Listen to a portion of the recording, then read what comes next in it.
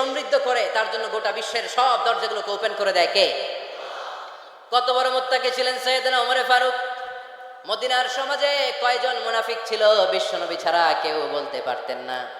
বিশ্বনবী কোন সাহাবীকে মুনাফিকদের লিস্ট দিয়ে যান নাই, একজন সাহাবী ছাড়া। দেখি কেউ বলতে পারেন কিনা ওই সাহাবীর নাম?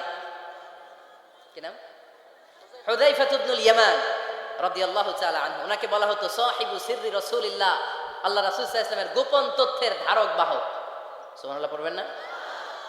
বিশ্বনবী ইন্তেকালের আগে মদিনার সমাজে মোট কয়জন মুনাফিক আছে এই তথ্য আবু বকরকে বলেন নাই, ওমর রাদিয়াল্লাহু তাআলা আনহুকে বলেন নাই, উসমান রাদিয়াল্লাহু তাআলা আনহু, আলী রাদিয়াল্লাহু তাআলা আনহু, আশারাতুল মুবাশশিরিন বিল জান্নাহ কোন সাহাবীকে বলেন নাই। শুধুমাত্র কেবলমাত্র একমাত্র হুযায়ফা ইবনুল ইয়ামান রাদিয়াল্লাহু তাআলা আনহুর কাছে মুনাফিকদের লিস্টে বিশ্বনবী দিয়ে গিয়েছে। সুবহানাল্লাহ পড়েন।